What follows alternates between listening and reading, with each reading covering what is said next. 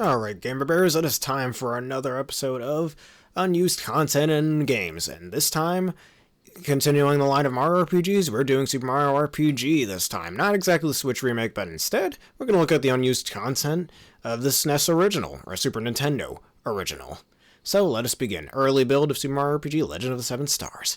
Developers had originally planned to simulate the Super Mushroom Small Mario to Super Mario mechanic for the platforming games, explaining that it was ultimately dropped because partly it was hardware limitations, but it just looked weird for Mario to be walking around the map in different sizes. Apparently, Chihiro Fujioka, I guess one of the developers of the game, was laughing, as you can see in the parentheses over here. Further stated that had this been implemented into the game, some dungeons would have only been accessible as Small Mario. Alright, so they probably removed that just to remove all the complications, and like I said, it would have looked funny with Small Mario and then Large Mario, or just Super Mario as he's called. And it was early builds. Moleville was planned to look slightly different than in the final game. Some rocks, artichokes, and the grass on the floor were removed. Nimbus clouds had more flora and flower-like towers, so here's an early Moleville. It looks like this. Looks a little grainy since it's a very old version of it. And early Nimbus Castle. There's a lot more leaves around it than there are in the final version of the game. And keep in mind, this is in the SNES original, so not the Switch remake. Alright, 1995 V-Jump Festival. Alright, we got ourselves a bit of a long one over here, so buckle in. An early version of Super Mario RPG was also seen at the 1995 V-Jump Festival, which also focused on the game's programming and therefore showed off several features and various other things, not meant to be accessible by normal players, even by the game's release. The presentation of this build showed that Nimbus Land would have differently styled doorways. It being simple, open holes, labeled with a word seeming to be hollow or hello, rather than the curtains seen in the final version. The V-Jump presentation also featured an animation of a normal blue-colored Magic Koopa attacking, and showed Mario running through what seemed to be either Mushroom Way or Bandit's Way, and being chased by several buzzers, indicated by that they would indeed be found in large groups, an area in the early Super Mario RPG Legend of the Seven Stars. The presentation also briefly showed an early Yoaster Isle, which was much larger and seemed to be featured no racetrack. Probably an early version of it since, it was before the racetrack gimmick was even thought of for that area. The early version seen in the presentation also gave Moleville a cloud-filled foreground and removed the blue static seen in the factory foreground. A majority of Nimbus Castle interior seen in the early version would appear to simply be more green than that of the final version, although the room where Dodo cleaned Valentina's statues was depicted as different shades of pink, looking nothing like it did in the final version. This room was also completely flipped horizontal from the final version. And, look at that little chest icon. Melody-based compositions our areas also seem to be longer, and Mario's pad was depicted as much larger. Mario's house itself even changed in appearance, much like it was in the final version of Mario RPG's intro. The V-Jump build depicted Mario's in-game house as being labeled Pipe House. A treasure chest was also seen in the early Mario's pad. Upon being hit by Mario, this block produced a green one-up mushroom-like mushroom. Or one-up mushroom-like mushroom, which that's a weird sentence to say, but whatever. That in and itself was not present in the final game. Probably the one-up mushroom most likely would have been the early version of the pick-me-up item, that whenever one of your party members would have fainted, you could have used that to bring him back to life. But anyways, a pair of terrapins are also seen guarding an exit from Mario's pad in this build.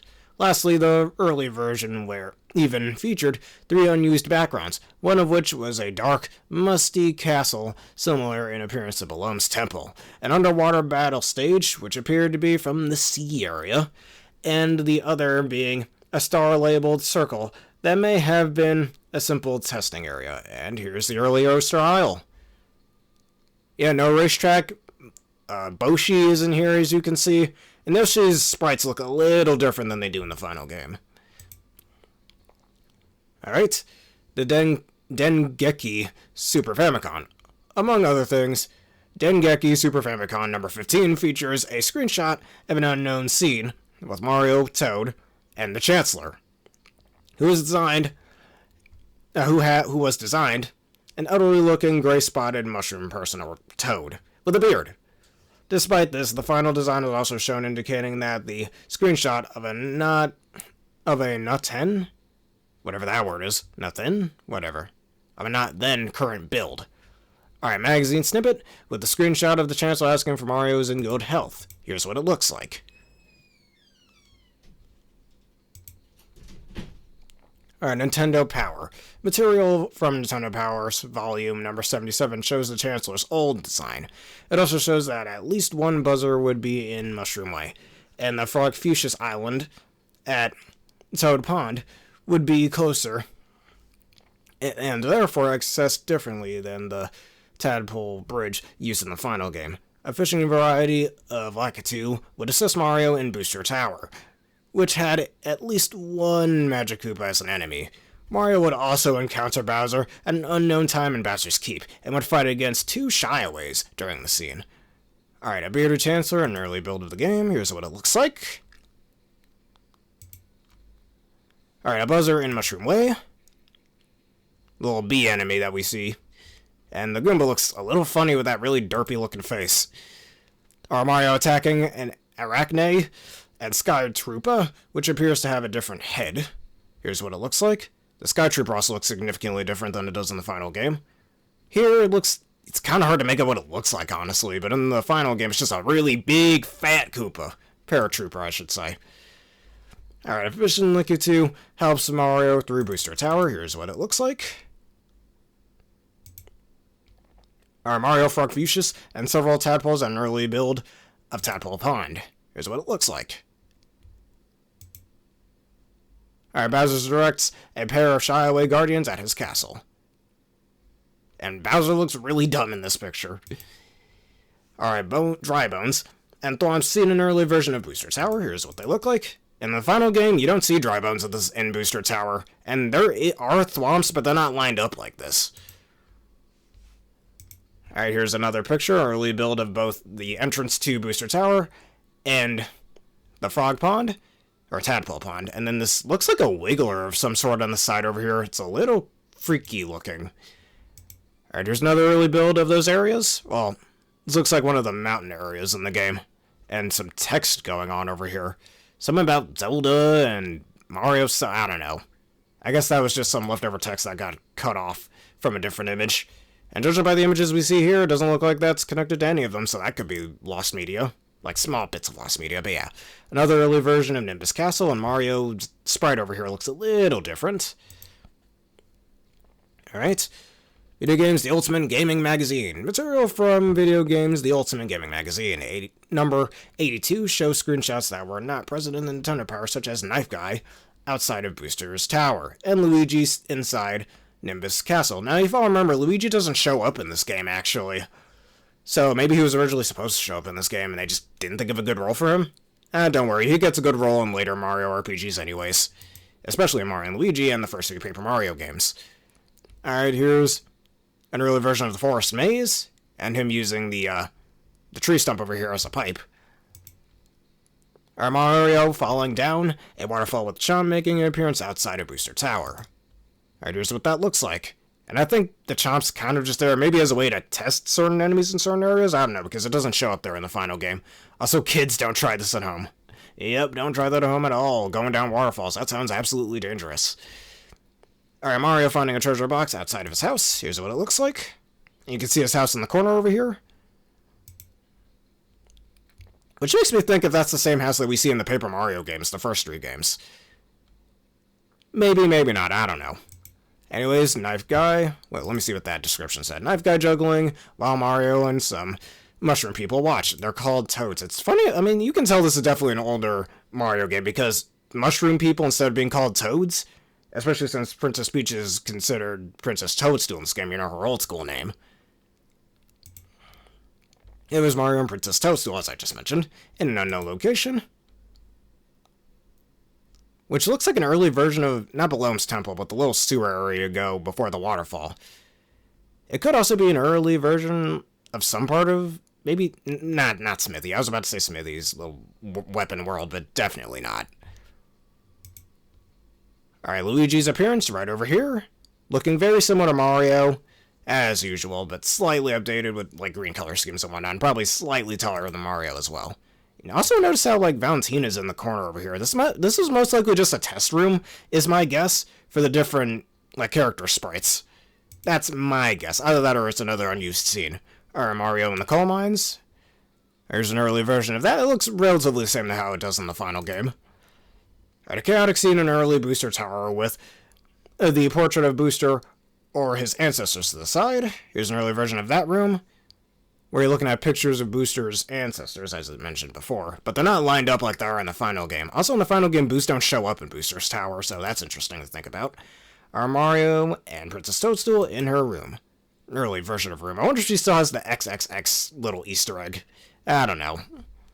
Yes, what's Mario doing in the princess's bedroom? I don't know. I mean, she looks pretty pissed, though, so I don't know. And Mario's on the floor for some reason. And here we are, some unused data, and then overall, we'll get some unused enemies, which most of these are just recolors of existing enemies already in the game. Again, funny how the remake didn't take the opportunity to bring these back in, but maybe just to save time, since, again, most of these are just recolors. Anyways, enemies. The coding of Super Mario RPG Legend of the Seven Stars reveals several unused enemies, most of which seem to be unused variants, including drill bits, who appear in the game, but does not fight in any battles like a normal enemy. Unless otherwise specified, they all have 10 HP and give attack up bonus flowers. These unused enemies include the following. A green jester-like enemy named Harlequin. It's thought to is using Mallow's attack Psychopath, or in the remake, Thought Peak. A blue-colored Fausto named Baba Yaga, capable of using Sandstorm, Mega Recover, and Self-Inflicting Thornet. Its thought is feeling kinda round. It gives a defense up bonus flower. An unnamed enemy that resembles a purple Bahamut, with sunglasses, capable of using Somnus Waltz, I don't remember that attack, Flame, and Bolt. A red spiky named Super Spike. It is listed among the Country Road enemies in the Shogakukan Guide. A white version of the Karobosis, wow, I can't pronounce half of these, named Radish, capable of using Endobubble. A blue version of Stumpet, named Lumberler, capable of using Crystal, and an egg-shooting attack it shares with Murdo. Its thought is Grr. Wow, scary. A blue glitchy Corkadite named Pile Driver, capable of using Fear Roulette, and a hammer-throwing attack similar to that of the Hammer Bros. An example glitch is during the battle's only turn. It will suddenly turn into Bowser using the claw move, then become a strange white light line, and then die. While the head has no thoughts, its body thought is just a bunch of dots. A blue version of a Reacher named Juju, capable of using Mush Funk, Scream, Knockout, and Silver Bullet. Its thought is K9 is all my bones. An unnamed brown version of the Gun Yoke, the penultimate boss before you fight Smithy, capable of using a Lightning Orb. A brown palette swap of Hippopo named Creepo, or Crippo, however you want to say it, capable of using a Lightning Orb, Doom Reverb, Self-Inflicting Thornet, and Vigor Up. On Mario & Co., it has 800 HP. Alright, Chomp Weeds were originally going to be named enemies. Originally going to be enemies, excuse me, I can't read. That Mario would have fought, but only appear as obstacles. Alright, a blue-colored Master Doom, still one of my favorite enemy names in any RPG, named Master Blaster, which is so goddamn fun to say, Master Blaster, that could summon Goombas. Capable of using Crystal, Blast, Storm, and Eerie Jig, which I don't remember that attack either. Its thought is, life is tough, ain't it? Maybe. I don't fully agree with that, though, but that's a discussion for another day. Anyways, Master Blaster, really fun name, and of all things to summon, why Goombas? Or, why, this enemy over here, why would this thing summon Goombas? That doesn't make any sense. And really, just the most pathetic Mario enemy of all time is what you're gonna summon? So many other cooler things you could summon. But whatever.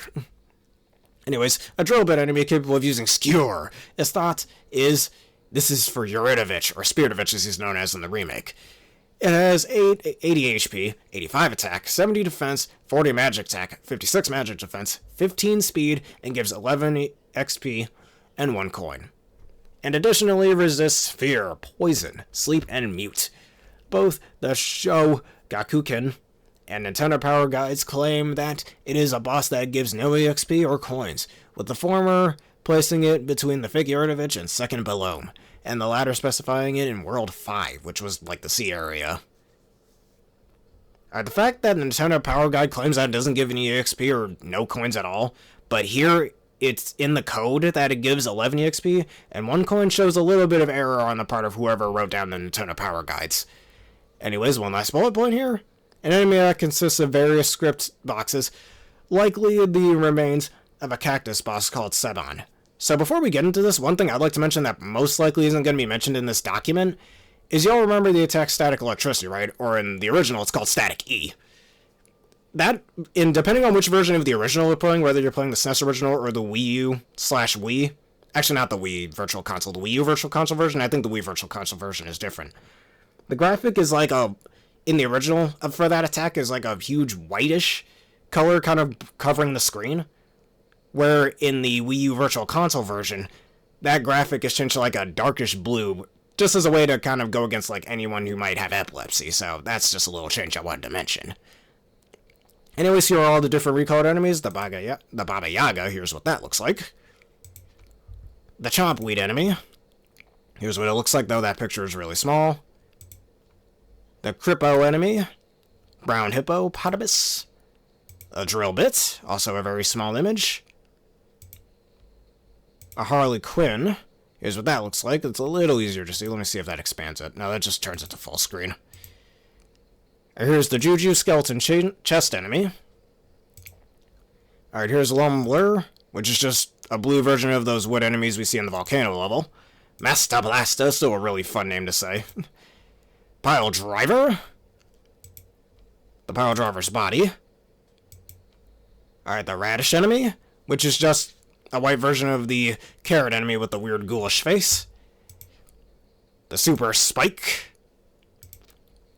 The scripted box enemy, which is clearly glitched. I guess Mario's own version of Missing now. Alright, the Purple Bahamut. As you can remember, this game was initially developed by the same people, developed the Final Fantasy game, Square Enix. I think that was back when they were just called Square, before they were called Square Enix, actually. Back when Nintendo wasn't so stingy with who they paired up with. But yeah. Yellow Gun Yoke, which I'm surprised isn't just a firearm with an egg on it, but whatever. Alright, pallets only. Many other enemies also have pallet data, but are never assigned to any entity in-game, and as such, have no names or attacks. In most cases, there are likely simply scrapped variants. Here's the Amanita, that's how you pronounce it, which is a blue mushroom enemy from the ones we see in the Forest Maze level. Alright, the Amoeboid. Here is a yellow one, and here is a brownish red one, where in the final game we only see blue ones. Alright, Arachne, which is a blue version of, I believe they're either red or green in the final game, I forgot. Artichoker. Alright, Bandana Red. Funny how he's called Bandana Red, yet that bandana on his head is clearly green. But whatever. Alright, Birdie, which in the final game we only see red ones. A blue Bomb-Bomb instead of the normal orange Bomb-Bombs and the purple Raw-Bombs that we see in the final game. A Buzzer, which is blue in color instead of either red or yellow. Korobosis, which is just like the white radish we saw before and the orange carrot enemies we see in the final game, but this one's like a purplish pink color. Or magenta, I guess. That's more magenta, I'd say. A Crook, which in the final game we only see them with a red color scheme. A Krusty. Enigma, which in the final game I'm pretty sure there's only pink versions.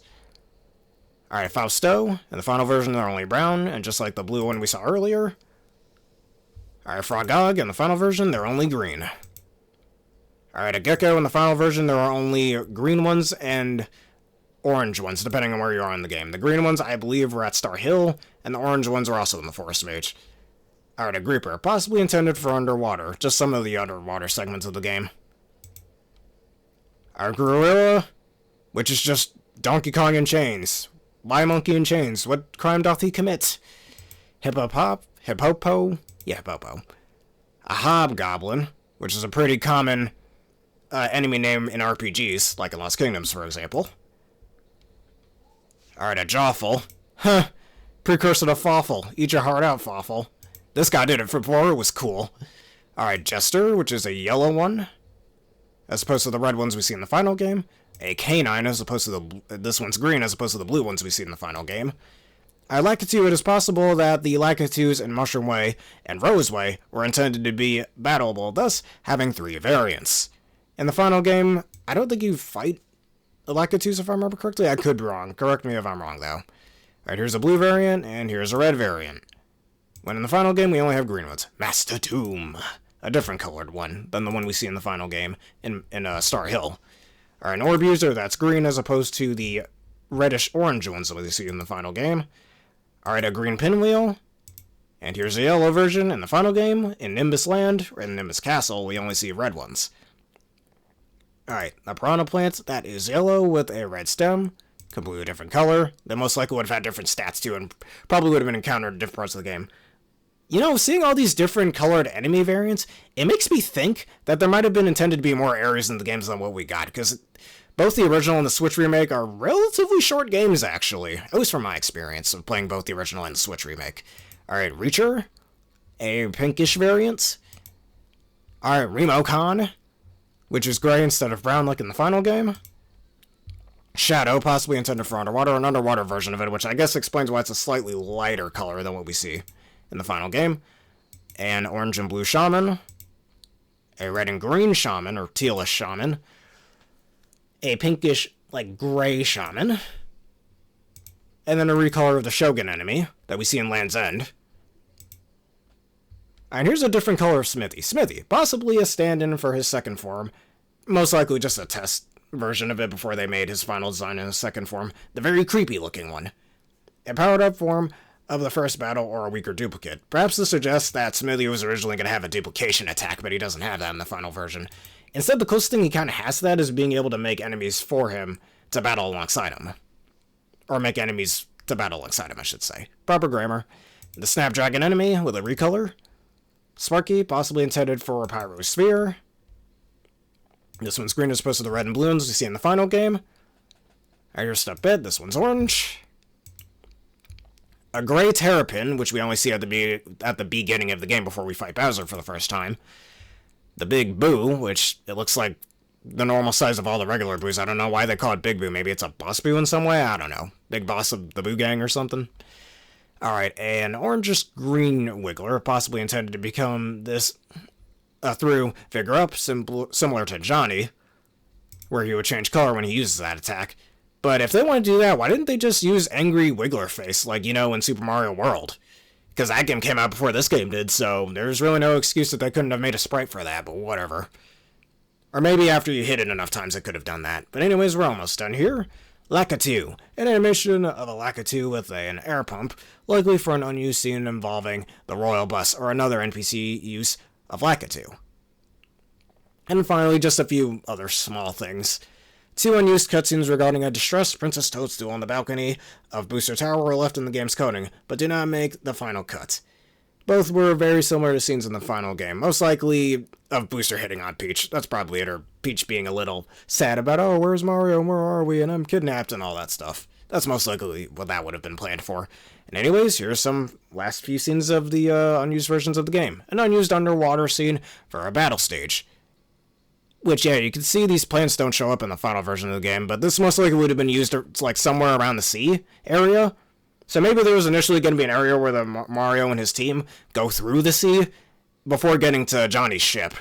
So that's probably what this would have been used for. Alright, early Tadpole Pond. This time it has a little, not the raceway, but the little parts where you jump on the tadpoles to do the little song stuff. It definitely looks a little duller in color than it does in the final version. Alright, here's another fight scene with Bowser using one of his special attacks against a bunch of bloopers. It's a little hard to see. Our debug room that still remains in the game's code, again, most likely just used for testing. Probably testing the cutscene where Bowser is commanding his army. This was most likely just here to test how Mario walks, how certain cutscenes would play, and how he would talk to the toads, or excuse me, the mushroom people. Alright, Saban, the cactus boss. Actually, this is interesting. Maybe this would have been... This looks like it would have played somewhere during Land's End. And also, Mario seems to be using a Yoshi attack here. Maybe this is in the final game, but I've never used this attack myself if it is. But yeah, I think this boss would have been used during, like, Land's End before we get to the Monstro Town.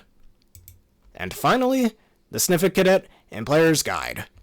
When you're trying to chase down the Sniffets, it's most likely what this is for, an early version of that.